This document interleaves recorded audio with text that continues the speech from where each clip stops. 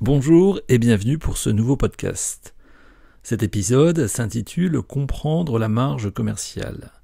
Il s'agit d'un extrait de la formation proposée en format e-learning destinée à comprendre la finance d'entreprise.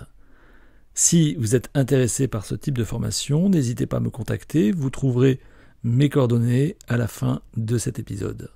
Je vous souhaite une bonne écoute.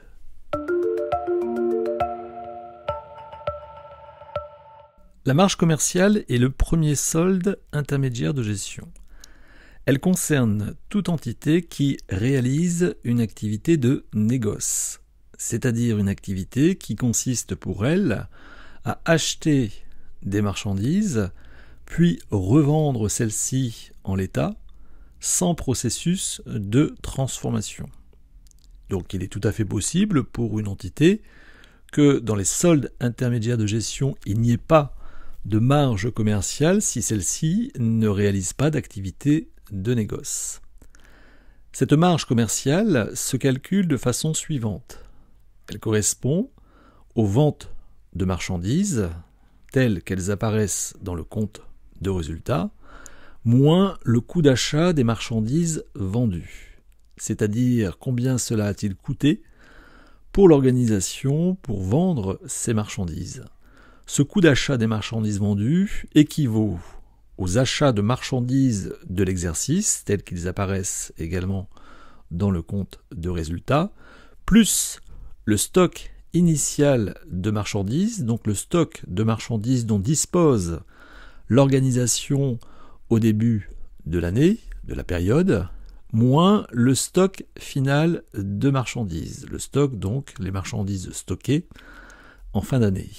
En effet, il faut tenir compte pour le calcul du coût d'achat des marchandises vendues de la variation de stock qui finalement correspond au stock initial de marchandises moins le stock final de marchandises puisque tous les achats réalisés au cours de l'exercice, au cours de la période, ne sont pas forcément vendus à la fin de l'exercice. Donc ils ne viennent pas impacter la marge commerciale de l'exercice. En outre, il est tout à fait possible que l'organisation ait vendu des marchandises au cours de la période qui ont été achetées au cours de la période précédente et qui se trouvaient donc stockées au début de l'exercice. Ce qui explique, une fois de plus, que le coût d'achat des marchandises vendues tient compte de la variation des stocks. Cette marge commerciale est un indicateur très intéressant, un indicateur de performance commerciale. Il permet d'apprécier donc la capacité d'une organisation à générer de la rentabilité à partir de son activité de négoce et surtout d'apprécier le taux de marge commerciale qui se calcule en faisant le rapport entre la marge commerciale ainsi calculée et les ventes de marchandises. L'analyse de l'évolution de ce taux de marge commerciale est intéressante pour s'assurer si l'entité est toujours aussi performante que la période précédente ou voire plus performante que la période précédente. En effet, si le taux de marge augmente entre deux périodes, cela signifie que commercialement, donc, l'entité est plus rentable. Je prends un exemple, imaginons que l'année dernière, le taux de marge commerciale s'établissait à 52%. En faisant le rapport donc entre la marge commerciale, je le répète, et les ventes de marchandises.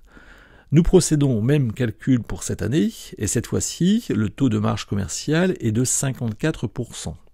Donc on constate que le taux de marge commerciale est passé de 52% à 54%, soit plus 200 points de base.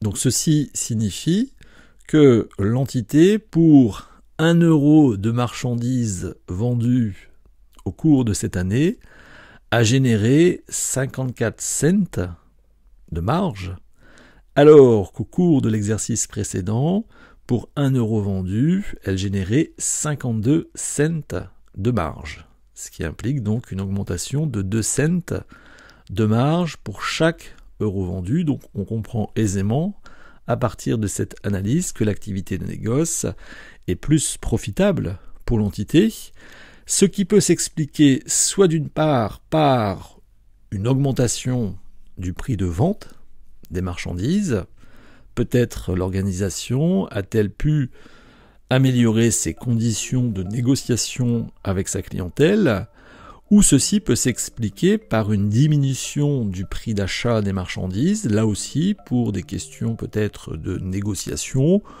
ou peut-être selon un contexte particulier. Il est toujours intéressant en analyse financière, en finance d'entreprise, lorsque des ratios sont calculés, de les comparer dans le temps, comme je viens de le faire dans l'exemple en question, mais il est également intéressant de pouvoir comparer, dans la mesure du possible, il est vrai, ces ratios avec des ratios sectoriels, des ratios macroéconomiques, pour identifier si la performance d'une organisation est en ligne avec les performances de marché.